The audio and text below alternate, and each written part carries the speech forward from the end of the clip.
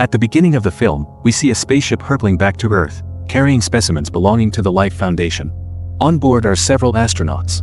But just as the craft begins its descent into Earth's atmosphere, chaos erupts inside the cabin. Voices scream for help. It's clear something has gone terribly wrong. Moments later, the ship is forced to make a crash landing in eastern Malaysia. Rescue teams swarm the crash site. Among the wreckage, Life Foundation personnel carefully retrieve several containment units, each holding something alien.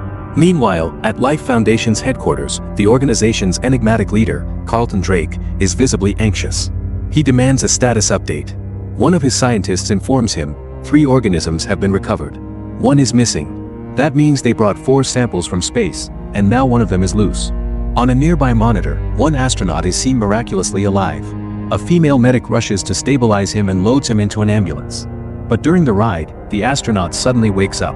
From his arm, a dark, tendril-like appendage lashes out, grabbing the medic. Another tentacle strikes the driver, sending the ambulance crashing off the road. From the wreckage, the medic emerges. She limps at first, but then begins walking normally, as if something inside her has taken over. The scene shifts to San Francisco, California.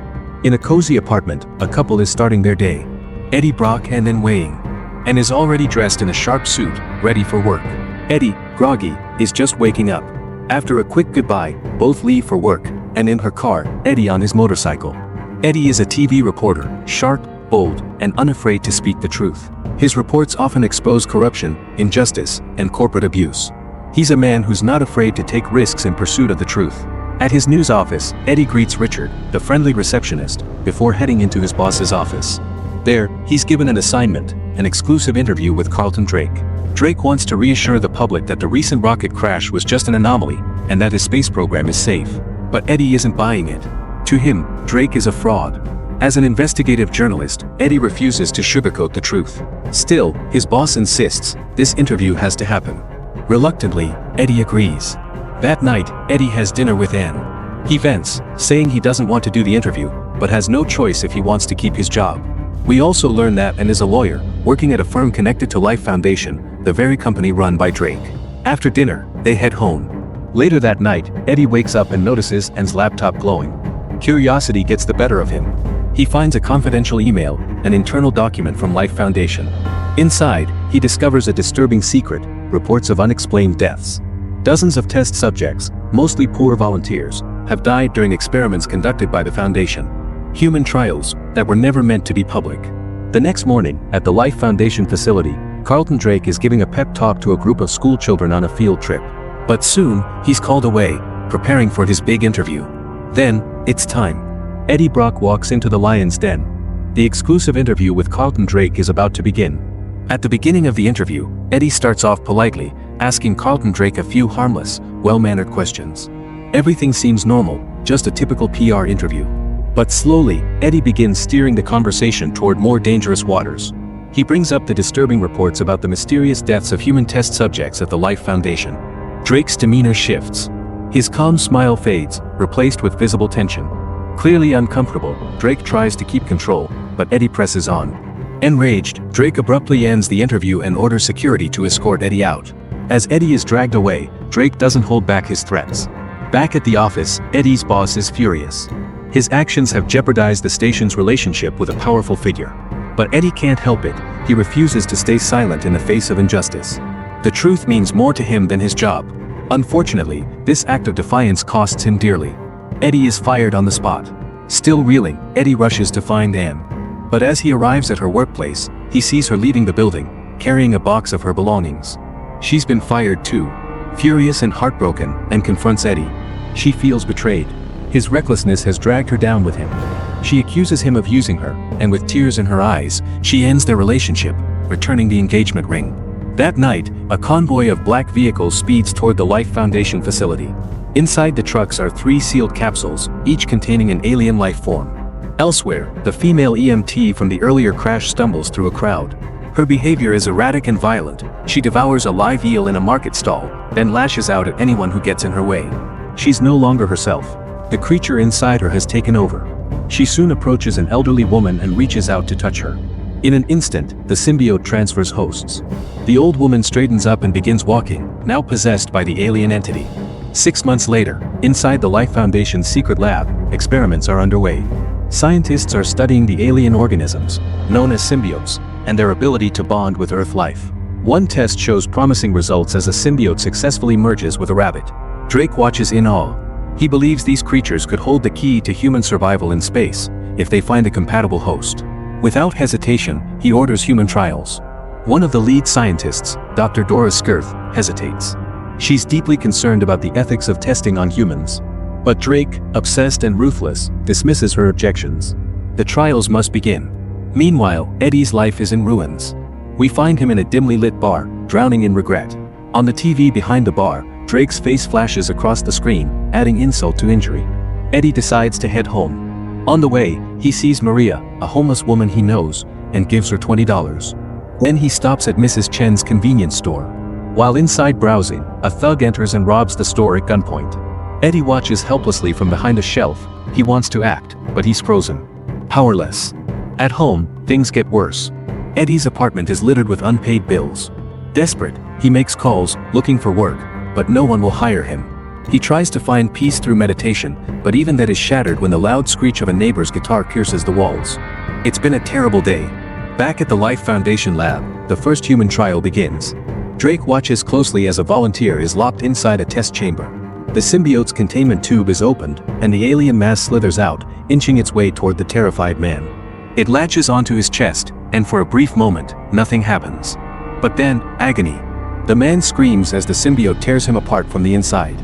His body collapses, and the creature detaches, still alive, still searching for a true match. On another day, Eddie goes about his life as usual, shopping like any other afternoon. But something's different. He's approached by a woman.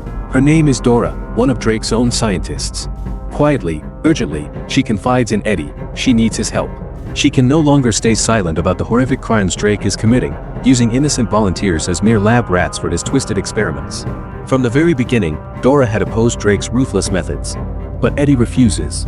He knows too well how dangerous Drake is.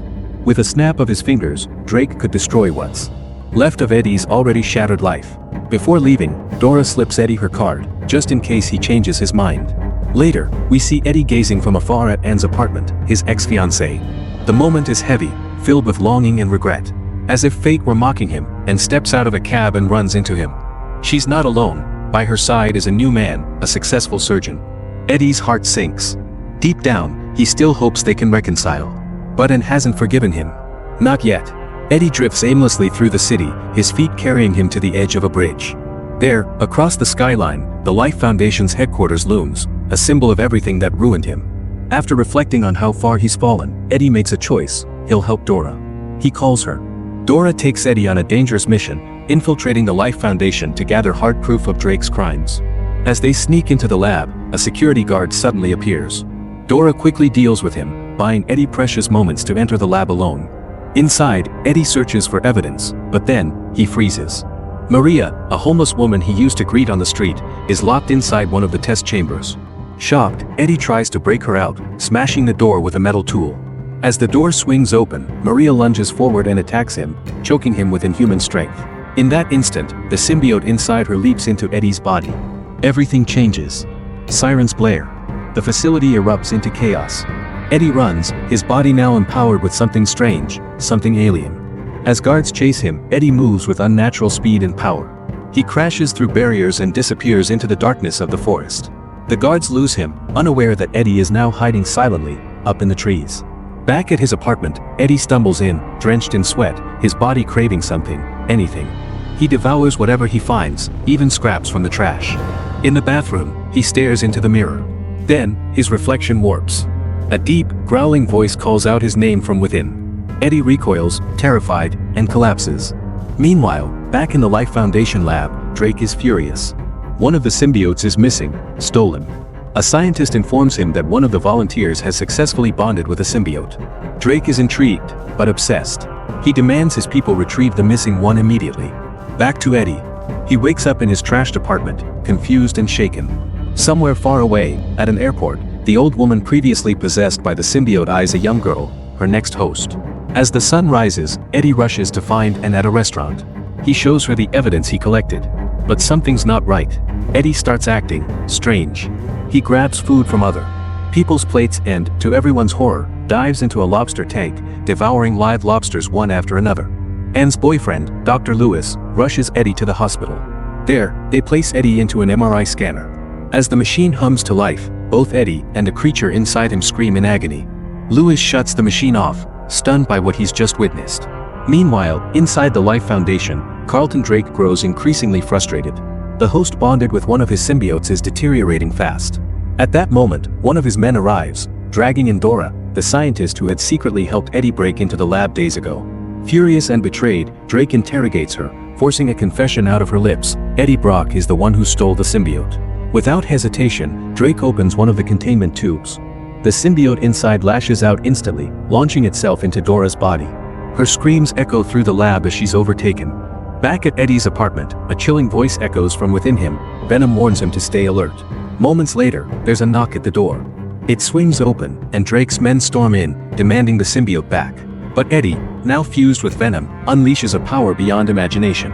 With monstrous strength and agility, he tears through them, leaping and swinging through the city like a creature reborn. Drake watches footage of the fight in awe. For the first time, one of his symbiotes has achieved true symbiosis with a human.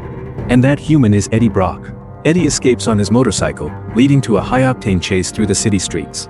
Bullets fly, cars crash, but Venom takes control, turning Eddie into a living weapon. Just when it seems he's free, a black SUV slams into Eddie from the side. He's thrown off his bike, limbs shattered, body broken. But then, in a moment of eerie calm, the symbiote emerges from within, healing him in seconds. Bones snap back into place, wounds vanish. For the first time, we see the terrifying true form of Venom. It strikes, biting the head off one of Drake's men before diving into the sea to escape the police. In hiding, Eddie finally speaks with the creature inside him. It introduces itself, Venom. Venom explains that its species seeks hosts, and Eddie has been chosen. Their mission: retrieve a rocket Drake is planning to launch, bring more symbiotes to Earth, and conquer the planet. Meanwhile, the elderly woman, previously possessed, has made her way to San Francisco. The symbiote has transferred once again, now into a young girl. Back in the Life Foundation lab, both Dora and the symbiote inside her are dead. Drake is livid, another one of his precious specimens lost. Elsewhere, Eddie attempts to re-enter the news station he once worked for. But Richard, the front desk guard, refuses to let him in, citing security concerns. Outside, Venom offers a solution. Eddie scales the building like a spider, reaching the very top. As they perch high above the city, a passing plane's loud sound causes Venom to shriek in pain, his weakness exposed. Eddie falls, but Venom stretches out, saving him just in time. Inside the office of his former boss, Eddie drops off the evidence of Drake's crimes, begging him to publish it and expose the truth. But outside the building, the police are already waiting. Eddie warns them, but it's too late. Venom bursts forth, laying waste to the officers with brutal efficiency. Just as Venom is about to eat one of the cops, Anne arrives. She witnesses the chaos, horrified. Eddie tries to explain everything. Surprisingly, Venom agrees to go to the hospital with her. He admits he likes Anne. In the car, Venom confesses his two major weaknesses: loud, high-frequency sounds, and fire. Back at the Life Foundation, Drake hears footsteps echoing through his lab. A little girl appears. When questioned, her expression changes, her hands lash out, choking Drake. And in a moment of terrifying clarity, we see it, the symbiote transfers from the girl into Drake. At the hospital, Dr. Dan Lewis gives Eddie devastating news: his internal organs are rapidly deteriorating. But deep within Eddie, Venom speaks up. He can heal him. He can fix everything. Suddenly, enraged, Venom lashes out, grabbing Dan by the throat, choking him. Anne, witnessing the horrifying scene, rushes to the MRI controls and activates the machine. The room fills with high-frequency sound waves. Venom howls in agony. The piercing sound forces him out of Eddie's body, writhing and screeching as he separates from his host. Eddie collapses, gasping, now free from the alien creature. He stumbles out of the room. Behind him, Anne and Dan argue over what just happened, until Anne notices something. Venom is gone. It slipped away, through the air vent. Elsewhere in the hospital, Venom finds a new host, a dog. The alien crawls inside unnoticed. As Eddie tries to leave the hospital, he's suddenly intercepted by Drake's men. Without Venom, Eddie is powerless. They seize him easily. Inside the Life Foundation headquarters, Eddie is tied up, face to face with Carlton Drake. Drake interrogates him, demanding to know where the symbiote is. Eddie remains silent. Drake leans in closer. His face shifts, horrifyingly, and reveals the monstrous form of the symbiote within him, Riot. Losing patience, Drake decides Eddie is no longer useful. He orders his men to kill him. They drag Eddie into the forest, ready to execute him in silence. Meanwhile, back in the lab, Riot gives his followers a command: prepare the rocket. It's time to summon millions of his kind to Earth and begin their conquest of the planet. But just as the gun is raised in the forest, something moves. A blur in the trees. Before the shot can be fired, Eddie is rescued by a familiar force, Venom. But this time, it had been hiding inside Anne. She kisses Eddie, passionately, but with purpose. And in that moment, Venom transfers back into Eddie's body, their bond rekindled. Now whole again, Venom urges Eddie, they must stop Riot. Riot is a leader, dangerous, strategic. If he succeeds in launching the rocket, Earth will fall. At the Life Foundation, Drake orders the rocket to launch. Time is running out. Meanwhile, Eddie and Venom race back to the facility, determined to stop the apocalypse. On the way, Eddie questions him. Why help me now?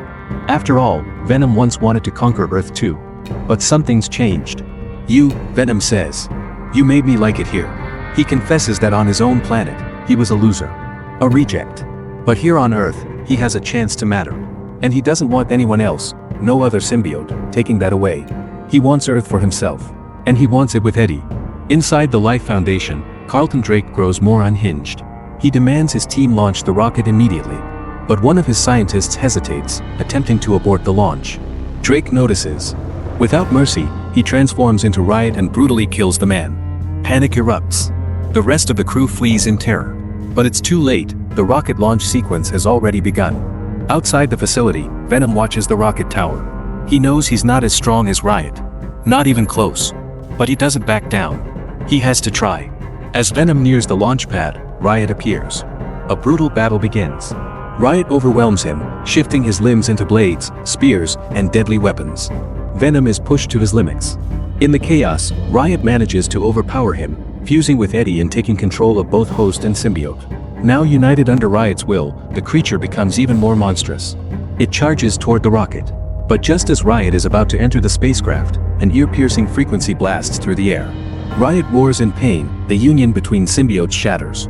Eddie and Venom are separated from Riot, from the control room, and stands at the console. She's the one behind the sound wave. She saved them. Freed from their symbiotes, Eddie and Drake begin to fight man-to-man.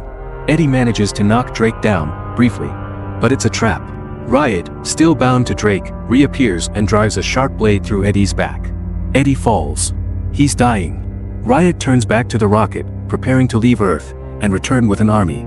Then, from the shadows, Venom returns, slithering through an air vent, diving into Eddie's dying body. Eddie gasps. They're back. One last stand. Venom rockets toward Riot, tearing into the launch platform. He rips open the rocket's fuel tank, and with a tremendous explosion, the rocket erupts in flames, taking Riot with it. Venom, vulnerable to fire, begins to burn. With a final word, he says goodbye to Eddie, and disappears into the blaze. Eddie plummets into the water below, now seemingly alone. No more Venom. The next day, Eddie meets Anne. They chat about life, work, and the chaos that just unfolded. And assumes Venom is gone for good. But then, Eddie hears it. That voice in his head. Venom is still alive. As they walk through the city, Eddie negotiates a deal with the symbiote. No eating good people. Only the bad ones. Later, Eddie visits Mrs. Chen's store to grab some food. Just as he's about to leave, a thug storms in, pointing a gun at Mrs. Chen and demanding cash. Big mistake. Venom emerges, towering and furious. The thug doesn't stand a chance. He's devoured on the spot. In the final bonus scene, Eddie walks into San Quentin prison. He's here to interview a special inmate. The guards refer to him as Red. As Eddie approaches the cell, the man inside grins eerily and says, "When I get out of here, there's gonna be carnage." And that, my friends, wraps up the story of Venom, 2018. Spoiler alert, Drake actually brought 4 symbiotes from space: Venom, Riot, one that died inside Dora, and a mysterious 4th symbiote, still unaccounted for. Thanks for watching, and see you next time. Bye.